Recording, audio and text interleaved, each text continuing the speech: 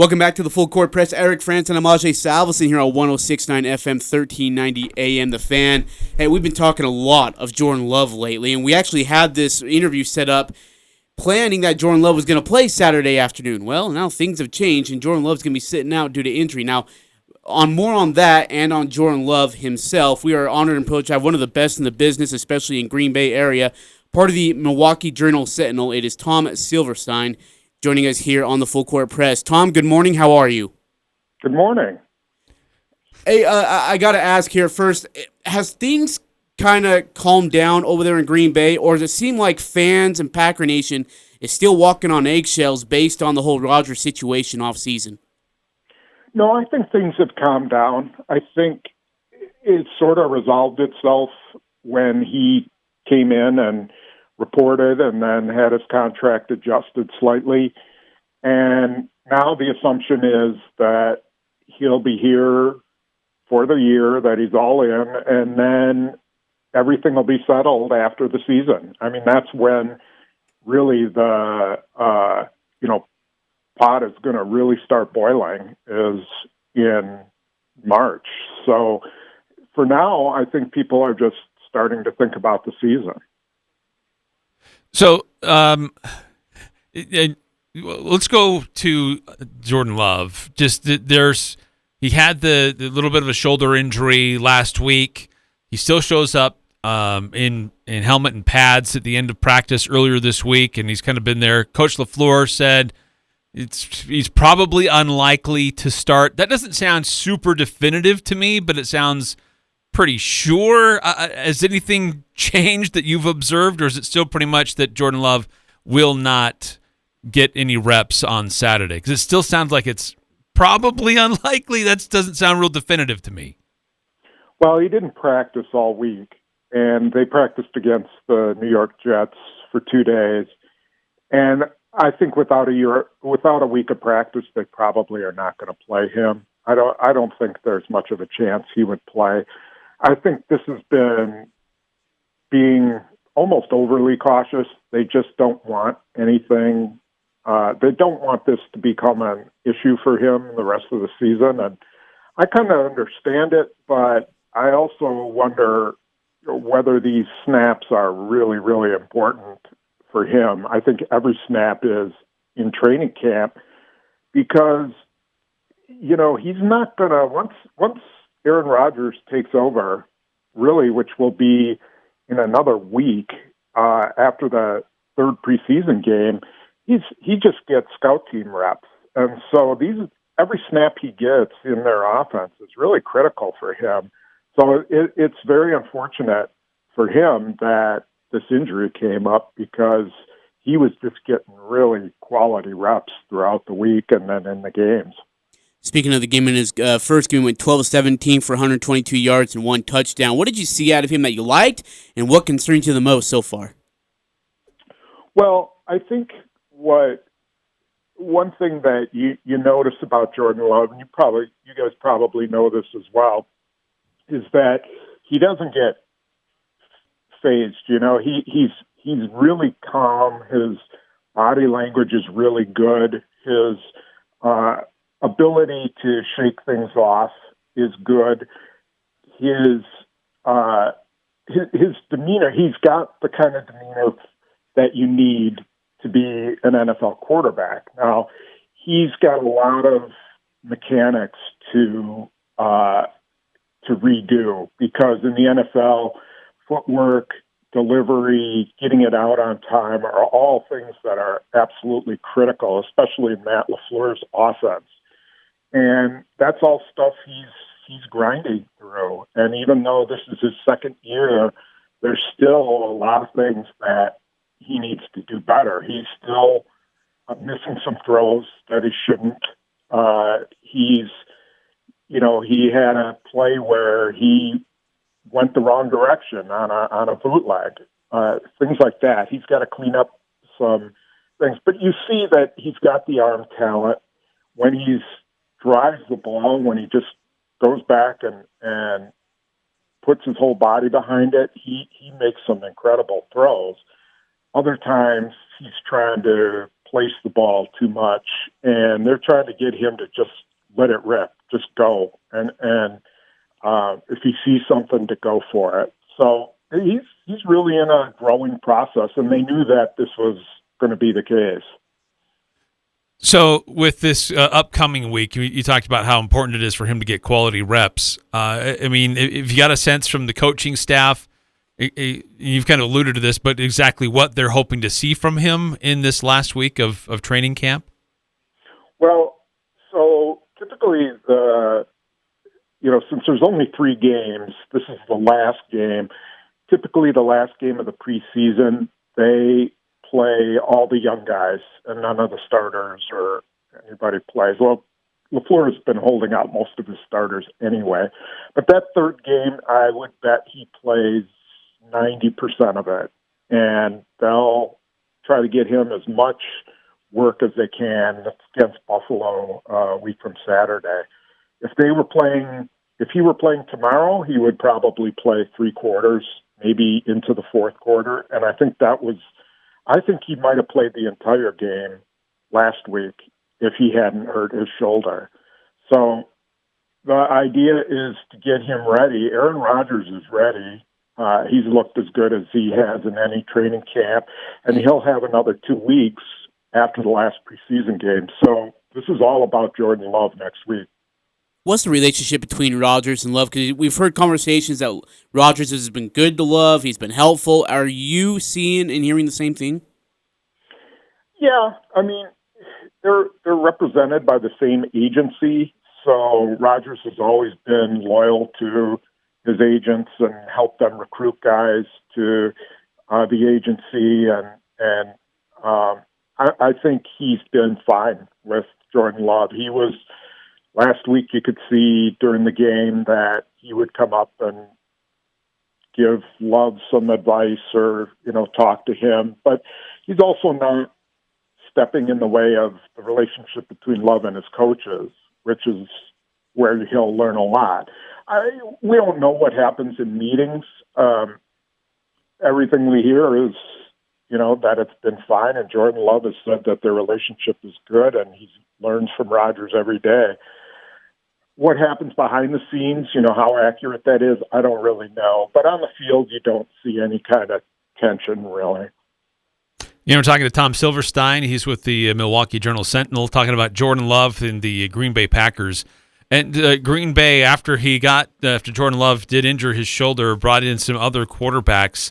If Jordan's unable to go, I mean, what does that backup quarterback position even look like for Green Bay? And how nervous are they that if Aaron gets hurt during the season? Well, I don't think they're worried about Jordan Love's shoulder. I don't think it's a serious injury. I think he sprained a shoulder or strained a ligament or whatever it was, and it's just some soreness, and they just don't want it to become chronic soreness. So I think there's no problem that he'll be the backup. Beyond that, they do like this kid, the number 3 guy, Kurt Benkert, who has a really nice arm. He's in his 3rd year in the league. He's bounced around, not really made any rosters, but he's been in 3 camps. And you can tell there's a little bit of potential there. I mean, he's not the next great NFL starter or anything, but he's got a possibility of playing in the league. And so they'll take a real good look at him on Saturday. He's going to start, and I bet you he plays well into the fourth quarter. And we'll find out a little bit more about him. Looking at the Packers schedule, we don't know what Aaron Rodgers' future is going to look like, obviously, and I can't throw a crystal ball in your hand. I feel like that'd be unfair for you. But what after this season and looking at the way the schedule's set up, Packers could be favorites again in the NFC without question, but what would it take for Aaron Rodgers to want to stay longer, more than just this season, and not have that lingering doubt? I don't know. I don't think anybody really knows that. I'm not even sure Rodgers knows that. I think you got to let the season play out and see how the relationship between him and GM Brian Gutekunst goes. Does it improve? Is it the same? Does winning kind of cure all the ills? Next year has a chance to be somewhat of a rebuilding situation because the Packers have gone all in regard to the salary cap this year, and they've pushed off a lot of money into the future. And so, some of that will come due next year, and they're going to have to make some tough decisions. And especially if Rodgers comes back, because he's going to want a new contract, and there's going to be a lot of money involved. And so there's a lot of factors at play. And really, I think, how the season goes will determine that. If they win the Super Bowl, maybe they just decide that that's a great swan song and he moves on. Or maybe they think, well, he's got another chance to win more and he wants to stay. So we'll just have to see. Tom, we had a great debate yesterday about joint practices in the NFL. You've followed Green Bay for a while. You've been watching the NFL for a while. Green Bay this week practicing with the Jets.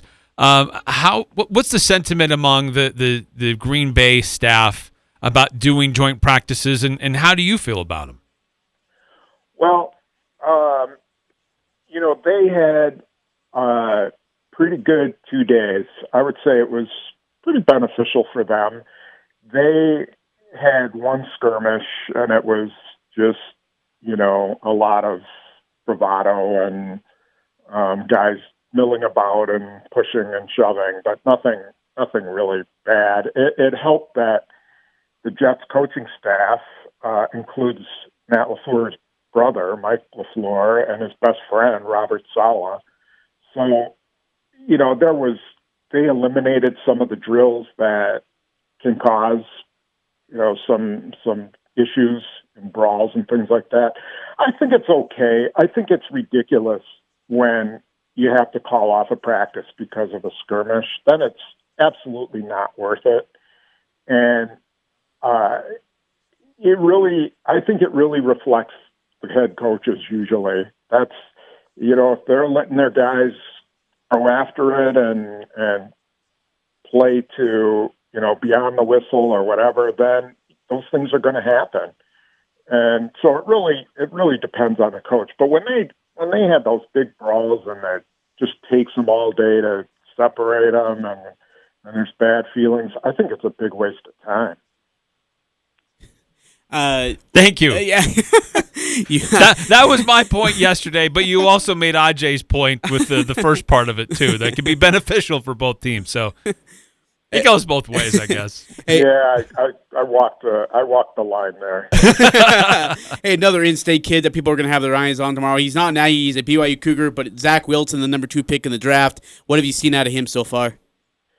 Yeah, he's grinding. He had a few moments, but Packers have a very veteran defense, and they put a lot of pressure on him. You could see that he's got talent.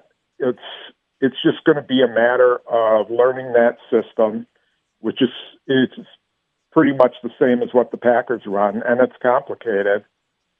And they got to protect him. I mean, I think that's first and foremost. And their offensive line is not very good, and so we'll see whether his year is marred by that. What do they do to protect him and make sure that he has success? He doesn't have a ton of talent around him either. I think it's going to be kind of a rough year. I don't know. They don't really have a tight end. They maybe one wide receiver. Their running backs are just okay. It's going to be a struggle for him this year, I think.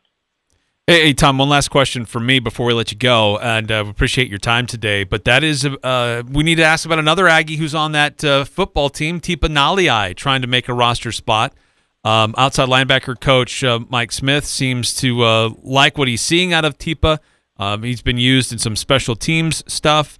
Does this guy have a chance of making that roster at the end of the day? Yeah, he's the backup long snapper. if you can believe that. Wow, no kidding. Yeah, yeah. He has a lot of talent. He has speed, and you can see that he has the potential to be a decent edge rusher, but he really needs to put on weight. You know, they've really stressed that with him, and it may be another year before he's had enough time in the weight room to be a guy who can contribute. I would guess he's going to be practice squad again this year, but I think they do like him, and they're curious to see what he would be if he were stronger. And so, he'll be a guy that I would guess will be on the practice squad, and if they have some injuries, then they'll consider moving him up, because they actually lost one of their outside linebackers who they liked a lot and was a really good special teams player, Randy Ramsey, and so he's out for the year. And so there is a spot available. He's got a chance, but I think, like I said, I think he'll be practice squad, and then he'll be kind of at the ready in case they need somebody. He's part of the Milwaukee Journal-Sentinel. Tom Silverstein, who does an incredible job covering the Green Bay Packers. Tom, thanks for your time. Greatly appreciate you. Enjoy the rest of the season. We'll be talking soon. Thanks. Appreciate it. All right. That's Tom Silverstein of the Milwaukee Journal-Sentinel here on 106.9 FM, 1390 AM, The Fan.